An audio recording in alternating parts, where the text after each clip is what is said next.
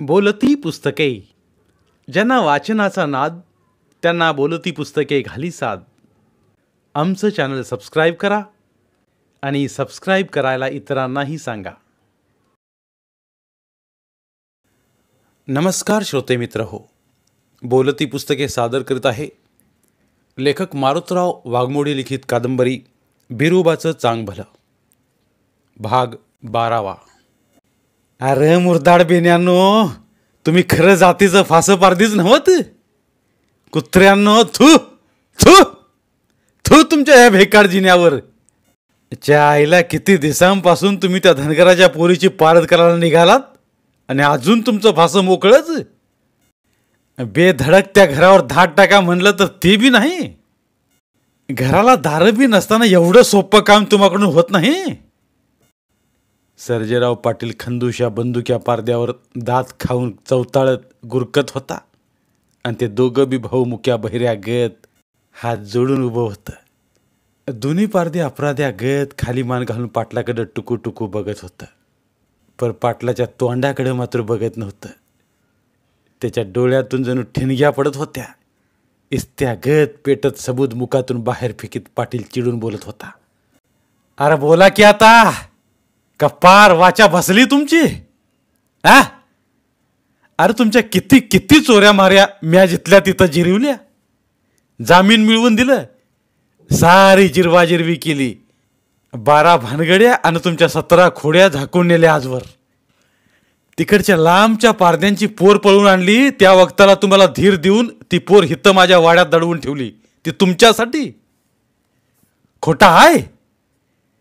नाही नाही, त्या खटपटी केल्या तुम्हासाठी. पण आता माझ्यासाठी तुम्ही एवढंच काम करायला तयार नाहीत. कोंड्या धनगराची ती पोर, कोंड्याची मान आधीच ताट झाली होती. त्या पोरीने त्याची आणखी शान वाढवली आणि त्याचमुळं तो थेरडा धनगर जणू आमच्या उरावरच घोडा थया थया नाचवीत मिशीला पीळ भरून आमच्या वाड्या भरून दररोज तालुक्याला जातोय आणि येतोय. आमच्या नजरेला नजरेची टक्कर देतोय. त्या कोंड्याचं तोंड काळं करून मिशा भादरून मान खाली झुकवायला लावल्या बिगार आमच्या मनाला लागलेली ढुनी ह्या सर्जेराव घोरपडे पाटलाच्या मनात भडकत चाललेली सुडाची आग नेऊन जीव बिनगोरी होणार नाही. नाही मग बोला, त्या पुरीच्या लग्नाआधी तुमच्याकडून ही सुपारी पुरी आणि फत्ती होणार आहे का नाही? सांगा. मागताल तेवढं पैसे मी तुम्हाला देतो, पण काम फत्ते झाल्यावरच. एवढं समद एका दमात बोलून पाटील त्यांच्या तोंडाकडे डोळं वासून टकाटका बघत राहिला. अण्णा, आजवर आम्ही काही नुसतं डोळं झाकून गप्पा हातरुणात झोपा काढीत पडलेलो नाही. पर लय बारे आम्ही धाड घालायसाठी त्या घरावर गेलो. पर तो धनगर रातभर घराच्या माळवदावर जागसूद बसून राहतोय. पार जवळ जाऊन आम्ही चांगला चाखा चोळा घेतला. पर त्याला वास लागल्यागत घडूघडीत खडाड दिशी गोपन मारून भुर्र कोणी गोपन गुंडा हाणतोय. सांगा मग तुझं आता आम्ही तरी कसं करावं? आमचं तर काही डोसकच चालना बघ त्या म्हाताऱ्यामुळं. अंगभर घोंगडं पांघरून रातभर ताटच बसतोय. बंदुक्या तर म्हणतंय की तो बिरुबाचा चमत्कार असेल. त्याच्या हातापायाला तर जणू कापच भरतय. खंदूशाने आपल्या मनातील गोष्ट बोलून दाखवली. तसा पाटील भडाकला. असलं भेकाड भागूबाई सारखं बोलणं तुला शोभत नाही मर्दा. तसलं मला काही सांगू नकोस. काम जर फत्ते झालं नाही या 2 दिवसात तर त्याचा वंगाळ परिणाम तुम्हाला भोगावाच लागेल. जा, कसं बी करून कामगिरी बजवा. पाटलाने हुकूम दिला. दोघा पारद्याने नुसती मुंडी हलवली नंदी बैला घेत आणि खंदूशा बंदुक्याची जोडी तुरक्या चाललेली नाटग्याच्या जोडीगत पाटलाच्या वाड्या बाहेर पडली. तवा ढाळजात बसलेली चंद्री पारदीन बी त्यांच्या मागून तशा तुरक्या चालीने कावरी बावरी होऊन तरा निघाली. फास पारदी जणू आता पाटलाच्या फाशाभोवती चांगलं चिमटीत घावलं होतं. त्या जुनाट गडीच्या चोरट्या अंधार कुठडीत आजवर असली चोरटी कुंभाडं आणि लई कारस्थानं लई बाऱ्या शिजली होती. गुपित खलबत रंगली होती आणि त्यातूनच आजवर नाना तराच्या असल्या लई अघोरी विपरीत घटना घडून गेल्या होत्या. आणि तशाच अजून भुरबी काही घडणार होत्या. पर आता पाटलाच्या वाड्यात माणसांची बरीच वर्दळ, आणि आता पाटलाची करडी धास्ती बी कमी झाली होती. पहिल्या गत दरारा राहिला नव्हता. ह्या गाडीला वाड्यात गूढ गंभीर अशी भयासूर शांततानं पाटलाच्या तोंडावर उदाशीचं भकास वारं फिरल्यागत दिसत होतं. मनाच्या त्या बेचैनीतच पाटलाने ढाळजात बसल्या किशा गड्याला हाकारलं. किशा, ए किशा. मालकाचा करडा घनगंभीर आणि उघरीट आवाज ऐकून इतका येईल त्या चंद्री पारदिनीनंच इच्चार करीत बसायला किशा पुरता भानावर येऊन बैठकीच्या खोलीकडे पळत गेला. अन जी धने असा अदबशीर बोलून हुकमाची वाट बघत राहिला. भाडव्या किशा, काय झोपला होतास काही? जा गावात. त्यो बिर्या धनगर कुठं दिसतोय का ते बघ. पेटत नाही तर पारावर बसला असला तर त्याला पाटलाने तातडीनं वाड्यात बोललोय म्हणून सांग. जा लवकर. बरं आहे म्हणून नेहमीच्या सवयीनं डोसकं खाजवीत गडबडनं तो चाकर गडी निघून गेला. पाटलाने हातातल्या बाटलीचं बूज काढून ते गल्लासात वतलं आणि मग तो गल्लास पुरता खल्लास होऊस तोर घशात घटाघटा घोटला. रिकामा गल्लास खाली ठेवताना पाटलाच्या मुखातून करडं जळजळीत सबूत बाहेर पडलं. अरे कोंड्या, येड्या धनगरा, मला बी सर्जेराव घोरपडे पाटील म्हणते आज. नीट ध्यानात ठेव. लगीन घरा मोरल्या अंगणात मांडवासाठी भलं दांडगं पटांगण झाडून झटकून ठेवलं आणि आता ते 4-5 गडी माणसं गंजी जवळचं सरपान बैलगाडीत भरून 11वर आणून टाकीत होते. भावकीतल्या आणि कुळभावकीतल्या आयाबाया जमून दळणं निसायच्या, घाणा घालायच्या आणि बांगड्या भरायच्या नादात समद्या जणी वरमाई भोवतीच घोटाळत होत्या. त्या साऱ्या जणी एकमेकींची थट्टा मस्करी करीत नवऱ्याबाईचं बी लई कोड कौतुक करीत होत्या. सारं वातावरण साजरं गोजरं झाल्यालं. लाडू जिलबीच्या जेवणाचा जंगी बेत आखल्याला. घोरपडीच्या गपूर शेठच्या दांडग्या शानदार मांडवाला आणि इनामगावच्या लई दूरवर नानावलेल्या दोस्ती बेंडबाजाला सुपारी दिल्याली. सकाळच्या राम पहाऱ्यात त्याच घाई गडबडीत कोंडीबा घोडदोडीने तालुक्याला गेल्याला. जित्राबा ढोरामागं रानावनात गेलेली माणसं रानू माळ पांगल्याली. ज्येष्ठातलं तापाट ऊन झळकत होतं. आभाळात ढगाळांची खांड रानातल्या मुक्या जित्राबा गत इकडून तिकडं भटकत फिरत होती. त्या कोरड्या आगीच्या धगीत सारं शिवार लाह्या फुटण्या गत तडातडा भाजून फरफाळत होतं. वारं बी जणू हा हूं सू सू सू करीत झिंगलेल्या दारुट्या गत तर्राट होऊन झोकांड्या खात भरकटत होतं. कोंबड्या, कुत्री, कोकरी, बारकुंडली पुरटी आणि म्हातारी माणसं जागोजाग कुडाच्या छपरांच्या झुडपांच्या सावलीत धापा टाकीत बसलेली. खोरवाडात वगळाटात दात खरडून झाडाझुडपांच्या आसऱ्याला थांबलेली घोडी आणि उघड्या वागड्या अंगाने तापत पळत बसलेली सारी बिरवाडी सरत्या उन्हाळ्यात जणू आता पावसाचीच वाट बघत होती. तापून लाल झालेली भुईबी आबाळातल्या मेघांकडे मोठ्या आशेनं बघून जळाचं दान मागत होती. पावसाळा जवळ आल्याच्या साऱ्या खानाखुना वातावरणात उमटू लागल्या होत्या. झाडा झुडपातून पावशा मंजूळवाणी सूळ घालीत होता आणि त्या घोडीसवाणी शिळणी तर धृपतीच्या हुर्द्यात लई धडधड वाढत होती. अंबराईतल्या एहरीजवळ ह्या वक्ताला जणू सत्तूच उभा असल्या गत धृपतीचा भास झाला आणि तिची कावरी नजर बावारली. रोमारोमात नवतीची चेतना लहरत गेली. काळजाच्या धडधडीबरोबरच हुर्द्यात बी गुडवी हुरहुर दाटत राहिली. आपल्या जिवलगाच्या भेटीसाठी आतुर झाल्यालं विरह व्याकुळ मन निर्बाण होऊन त्याच्याकडेच ओढ घेऊ लागलं. पर इहरीजवळचा ती उमदा गडी घटकीतच तिथं दिसेनासा झाला. कुठं गेला काहीच कळालं नाही. आपली नजर तर चवाळली नाही ना, असं बी तिचं तिलाच पडल्याला कोडं काही उलगडन असं झालं. नुसता बहास तरी कसा म्हणावा, अगदी हुबाहूब तसाच दिसला, सत्तूसारखाच. मग त्योच नाही तर दुसरा कोण असेल? नाही, त्यो सत्तूच असला पाहिजे. ह्या वक्ताला एकटाच इहिरीवर अंबराईत आपल्या जीवाभावाच्या मैत्राची साक्षात ती मुरत मनाच्या बांधावर उभी राहून हृदयातल्या दैवताला जणू हाताने पालवू लागली. आणि त्याच विचारात धुंद झाल्या धृपतीने आपल्या आईला हाक मारली. आये, मी आंब्राईतल्या हिरीवरून पाण्याचे घागर भरून आणते ग. अगे धुरपते, रांजणात लई पाणी हाय की ग. मग आता एवढ्या उन्हातानाचं कशाला जातीस पाण्याला? सोबतीला तरी कोण हाय का तुला या वक्ताला? मला ग कोण खातं एकटीला? असं म्हणून धुरपतीने पाणीवरची चुंबळ नीट करून डोईवर घागर बी घेतली आणि लगबगीनं ती आंब्राईच्या वाटेला लागली बी.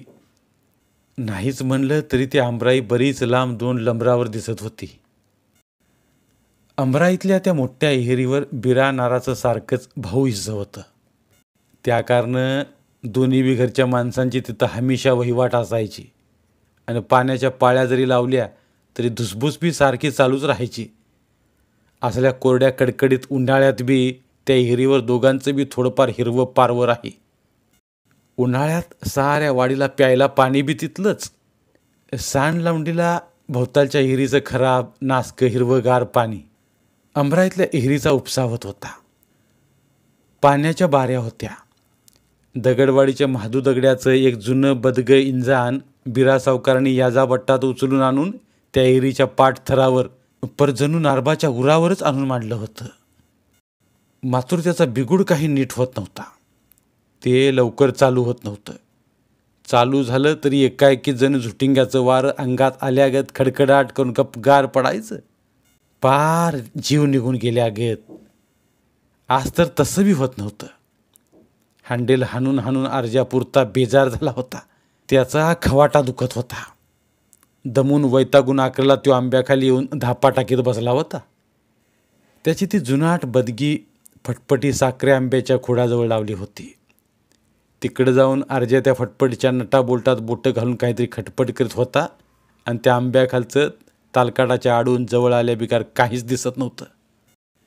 आपल्या हुर्द्यातल्या राजाला सत्तूला भेटायला आतुर झालेली धुरपती त्याच अनिवार्य ओढीने डोईवर रिकामी घागर घेऊन डौलदार चालीने लचकत मुरडत त्या नागमोडी वाटेवर हळूवार पावलं टाकीत होती. त्या वक्ताला तिच्या मनावर आनंदाचं तरंग लहरत होतं आणि फुलपाखरागत धुरपतीचं मन बी हवत बागडून तरंगत होतं. मगाशी खेमारामाच्या कुडाजवळ त्यांची शेंबडी पोरं आणि झिपऱ्या पोरी बाहुला बाहुलीच्या लग्नात दंग झालेली. त्या वात्राट पोरट्याने खुळ्या गिरजासंग येड्या दगडीचं लगीन धरलेलं होतं. तो गलबला आणि पोरांची ती कला कल्पना बघून धुरपतीला मोठं हसू आलं होतं. परत आता मोहरं आल्यावर वाटेच्या कडेला एका हिवराच्या झुडपाखाली हळद कुक्कू आणि बुक्का वाहिलेली बरीच पिवळी जर्द लिंब टाचण्या टोचवून टाकली होती आणि आणखी तिथंच एक काळ्या कापडाची बाहुली बी टाकलेली. तसल्याच इद्रूप इचित्र्या वस्तुकांचा कोणीतरी तिथं उतारा करून टाकलेला. चिट्टूक भानामतीचाच मांडलेला तो खेळ आणि त्याच खेळात इडी दगडी खरा खरा झिंजा खाजवीत हाडळीवाणी दात इचकीत बसली होती. तसल्या उन्हाच्या कहरात झळ्या अंगा खांद्यावर खेळवीत अंबराईकडून आंघोळ करून येत असलेला लंगडा मास्तर वाटेच्या कडच्या हिवऱ्याखालचं ते भेसूर आणि भकासवानी इद्रूप चळणी तार बघून धापा टाकीत लंगडी घालून जणू एकाच पायाने तकाट पळत होता. लई भेदरला होता त्यो बापडा मास्तर. पर मोहरून एका झुडपा आडून येत असलेली धुरपती बघून त्याच्या जीवात जीव आला. आपल्या वाडीतल्या एकुलत्या एक आणि ती बी लंगड्या मास्तरची झालेली ती फजिती बघून धुरपतीला इरामल्या गत झालं. त्याच मास्तरच्या हाताखाली ती 4 बुकं वाचायला लिवायला शिकली होती. पाण्याला एवढ्या उशिरा आणि एकटीच? धापा टाकीत टाकीत मास्तर एवढंच बोलून लंगडत मोहरं गेला. त्याला काहीतरी बोलायचं म्हणून धुरपती बी वय वय व गुरुजी, पाण्याला एकटीच निघाले असं सांगून हिवराजवळून मोहरं चालली. तर तिथं बसलेली दगडी दात इचकून झिपऱ्या खाजवीत म्हणत होती, लिंब घ्या लिंब, भूतांची लिंब. भूताचा बाजार भरला ग, हाडीला जुटिंग भेटला ग, एडी का खुळी, हसू नको मुळी. असं दगडी धुरपतीकडे बघून म्हणताना घुमल्यागत झुलून हालत डुलत बी होती. ते द्रुप अवचिंद चित्र बघून धुरपतीला भारी हसू आलं. दगडीचं ते येडं गाणं आणि तिचा तो अवतार बघून मगाशी पोरांच्या खेळातलं तिचं लगीन आठवलं. हसूचं आवरण असं झालं. त्या वक्ताला वाटलं खरंच माणसाला असंच कशाने तरी झपाटल्याने नाहीतर पछाडल्यानेच येड लागत असेल. नाहीतर प्रत्येक माणूस मुळात अर्ध येडं असल्यागत अर्ध शहाणा असतं म्हणलं तरी जमल. आता आपण बी तसल्या येडातच खुळ्यागत ह्या वक्ताला पाण्याची घागर डोईवर घेऊन पाण्याला एकटंच निघालोय नव्ह का. खरंच माणसं म्हणतात ना, ज्याचं याड त्याला ग्वाड. ते काही खोटं नाही.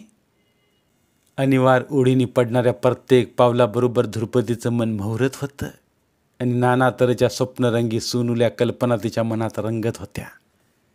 बुकात वाचलेली गोकुळनगरीची गोष्ट आता ह्या घडीला ध्रुपदीच्या मनावर उमटून आली. त्या मनोहारी नगरीतील राधा किसनाची येडी खुळी प्रीत, यमुनेच्या किनारी किसना मुरारीच्या सोनेरी बासुरीची ती मनोहारी गोडीस्वानी धून कानावर आली की बावरलेली राधा गवळण भुलून देहबान हरपून ज्या परीनं डोईवर घागर घेऊन त्या अवखळ गहिऱ्या पिरतीच्या ओढीने नदीकडे हरणी गत बावरून धावत जाई, त्याच परीने ह्या घडीला मी बी आपल्या मनातल्या किसन सख्या मुरारीला भेटायला निघाले. राधा गवळण होऊन मनात उमललेल्या ह्या कल्पनेचं तिचं तिलाच हसू आवरण असं झालं. ध्रुपदी गोरी मोरी झाली. आपल्याला असं ह्या वक्ताला अवचित बघून सत्तूला काय वाटेल बरं. पर त्यो आता तिथंच असल का लांब दूर कुठवर तरी निघून गेला असेल. मगा दिसला त्यो सत्तूच असेल का दुसराच कुणीतरी असेल. पुरीच्या मनाची मोठी दैना झाली होती आणि त्याच विचारचक्राच्या कोड्यात ती झपाझप पावलं उचलीत होती. आज ह्या घडीला ध्रुपदीच्या अंगात जणू खरोखरच राधा गवळणच संचारली होती. डोईवरची घागर जरी रिकामीच असली तरी मधुर भावनांचा मधुगट हृदयात भरून ती किसन सख्याच्या शोधात आंबराईजवळ आली होती. हे गुपित फक्त ध्रुपदीच्या एकट्या जीवालाच ठाऊक होतं. मोहरं आल्यावर सत्तू हिरीजवळच आंबराईत कुठंतरी दिसल असं वाटलं होतं. ती कावरी बावरी झाली. ध्रुपदीची व्याकुळ घायाळ नजर भोवताली फुलपाखरागत भिरभिरत राहिली. आपल्याला काहीतरी नुसता भासत झाला का काय बरं. असं वाटून पुरीचा चेहरा पुरता काळवंडून घामाघूम झाला, हिरमूड झाला. वाटेवरचं खाचखळगं पान तासनं तालकाट ओलांडून आता ती पार एहिरीच्या पाठतरावर येऊन उभी राहिली. आत डोकावून बघितलं.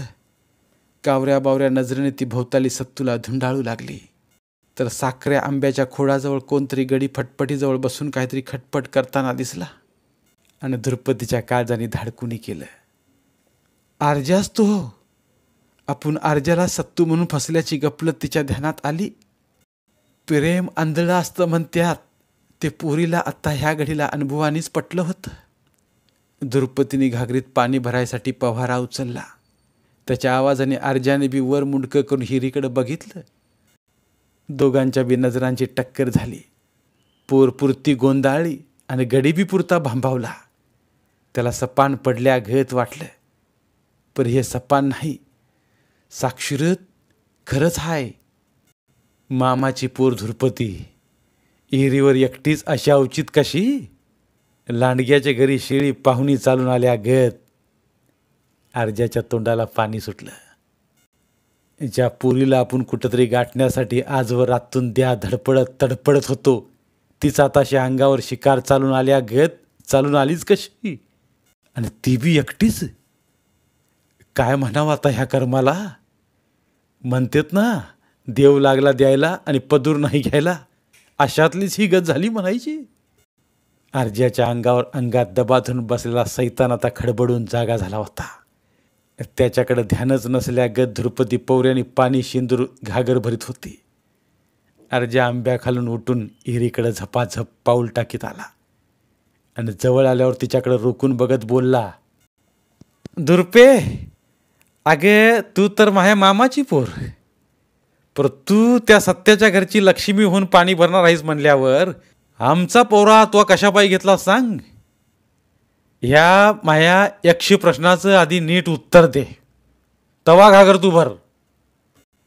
तू म्हणतोस पर ह्यो पवरा काही तुमचा नव्हच, आमचाच हाय. तुमच्या घरची माणसं पवरासुद्धा दडवून ठेवत्या. ती समद्या वाडीला ठावा हाय.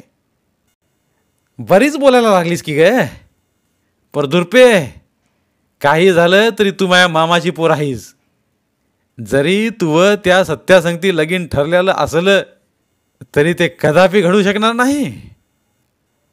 अर्जाचं बोलणं ऐकून द्रुपदीचं मातच भडाकलं आणि तिने विचारलं, का का बरं घडू शकणार नाही? त्यो गडी कुठं तोंड लपून बसलाय वाघूबाई गत ते आधी बघ. जर ह्या अर्जुना भेनं त्यो आखूर पातूर बावल्यावर चढलाच नाही तर मग ऐन वक्ताला मलाच बावल्यावर उभा राहावं लागेल ना, तुवा नवरदेव म्हणून. मग ह्या अर्जुनाच्याच गळ्यात द्रुपदे माळ घालावी लागेल तुला. ही गोष्ट नीट ध्यानात ठेव. नाहीतरी त्या नेबळट सत्यासंग लागीन करून तुझा संसार सुखाचा केव्हा होणार आहे. विचार कर पोरी, येळ अजून गेलेली नाही. अर्जानी मनोगत मांडलं. सत्तू तुझ्यासारखा दारुड्या आणि बायकांभोवती गोंडा घोळणारा लाचार कुत्रा नाही. म्हणूनच तू त्याला नेबळट मानित असलास तरी त्योच खरा मर्द आहे. तू यासारख्या हलकट कुत्र्याला भिवून तो कवा तोंड लपून बसणारा भेकाड बाहुला नाही. त्यामुळं तू बहुल्यावर ऐन वक्ताला नवरदेव व्हायचं सपान कशाला रंगवितोस? द्रुपदीनं त्याला चांगलंच फटकारलं. नीट विचार करून बोल धुरपे. त्यो सत्या आमचा वैरी. त्याच्या संगती लगीन लावून तू संसाराची सुखस्वप्न रंगवत असलीस तरी ज्या अर्जुनाला तो झिडकारलंस तो बहादर ह्या जन्मात तुला कधीच सुख लागू देणार नाही. उभा जलम तुला जाळीत जाळीत स्वतः बी जळत राहील. मला नवरा म्हणून तो जरी नाकारलंस झिडकारलंस तरी म्या मातूर तुला माही धर्माची नवं या अर्जुनाची खरी बायकोच मानलंय. तू या बिगार मी दुसऱ्या कुणाशीच मावं लगीन करणार नाही. नीट ध्यानात ठेव. मला नावाचा अर्जुन म्हणतात. तू धुरपती माही बिगर लग्नाची म्हणलं तरी अर्धी बायकोच आहेस. नीट ध्यानात ठेव पुरी. अर्जा बोलून गेला पण धुरपतीला त्याच्या ह्या बोलण्याची भारी चीड आली. ती बिथारली. नीट तोंड सांभाळून बोला अर्जा. अजून तुझ्या गालावरच्या माया खेटराचा वळ पुरता बुजला नाही. घोरपडीच्या भरल्या बाजारात माया खेटरा संग तू लगीन लावलंय. तवा बी तू असाच बरळत बकत होतास. पर अजून बी तुही जराशी कसर राहिलीच वाटतं. काही सरलास इतक्या लवकर? बोलता बोलता धुरपतीचा चेहरा रागाने लाल भडक होऊन गंभीर बनला. डोळ्यात निकार फुललं. नाकाचा शेंडा उडवीत ते पुन्हा झटक्यात बोलली. उभा जलूमभर जरी तू तसाच जळून जळून पार तुही राख रांगोळी झाली तरी ही धुरपतीच काय, तिचा एक केस सुद्धा तुला मिळायचा नाही. याड लागल्यागत काय बी बरळतोस. तुला मी अजून बी बऱ्या बोलाने सांगते अर्जा की तू ह्या धुरपतीचं खूळ डोसक्यातून काढून टाक आता पुरतं आणि चालता हो तिकडं. अगं तूच चालती हो इथून भुंडे. माझ्या बापाची ही राही. मला तू कोण सटवी चालता हो म्हणणारी? गमजा करू नकोस लई. आता तू माझ्या तावडीत आलीस पुरती. आज ह्या डावातून माझ्या कशीच निष्ठू शकत नाहीस तू. पुरता विचार कर. अर्जा बोलता बोलता 4 पावलं मोहर सराकला. काय करशील नकट्या? मन माह्या तावडीतून तू आता सुटू शकणार नाहीस. मी काय तुझ्या वाणी वड्या वगळाटीला घाऊन वाटेवर आणून टाकलेली वाटली काय तुला? कोंडीबा बनगराची लेख आहे म्हणलं मी बी धुरपती. समजलं का तुला? अर्जा का भुर्ज्या? धुरपती तावातावाने ठासून बोलली. मला ठावं आहेस तू धुरपे. तू काय बी नाटक केलीस तरी तू एक नार आणि मी एक मर्द गडी. हे वाग लागता हत्यार. केवळ तुझ्या जीवासाठी आता सजुनीत खिशात वागवतोय. भरल्या बाजारात मागचा मोरचा पुरता विचार न करता तो मला वाहन मारलीस. त्या दिवसापासून ही संगीन माई खास सोबतीन बनली. असं ठणकावून सांगताना कोपरीच्या खिशातून काढल्या लखलखत्या जंब्या त्याने धुरपती समोर धरला. त्या चमकदार उन्हात त्याचं बेगडा गत झळाकतं धारदार पातं बघून धुरपतीचं बी काळीच पुरतं हा भागलं. अर्जा माणूस नसून त्याच्या रूपात आता आपल्या मोहर हांडगा सैतान म्हणा की आग्या येताळ म्हणा ठासून उभा असल्या गत तिला भासू लागला. आता त्यो ह्या गडीला कोण्या थराला जाईल त्याचा नेम नव्हता. त्या मातपिरू गड्याच्या डोळ्यात बी जणू आता रगात उतारलं होतं. बघता बघता वातावरण गंभीर बनलं. द्रुपदीच्या डोळ्यासमोर भर दिवसा काजवं चमकलं. अवचित ध्यानीमनी नसताना आपल्या जीवावर उदारलेला आता ह्यो बाका कठीण प्रसंग बघून तिला भुंड झाल्यागत झालं. हावत खंजीर नाचवीत अर्जा आणखी 4 पावलं मोहर सरकला. त्याचा चेहरा कराल आणि लई भयासूर दिसत होता. त्याच्याकडे बघवत नव्हतं. आता तू वाघीण असू देत नाहीतर नागिन, पर एक तर तू लगीन आता ह्या अर्जुनराव संग नाहीतर ह्या जंब्या संगतीच. बोल बोरी, दोघातलं नेमकं कुणासंग लगीन लावायचंय सांग. तिच्याकडे रोखून बघत अर्जा विचारित होता आणि क्रूर करडं हसत तो धुरपतीला दमातच घेत होता.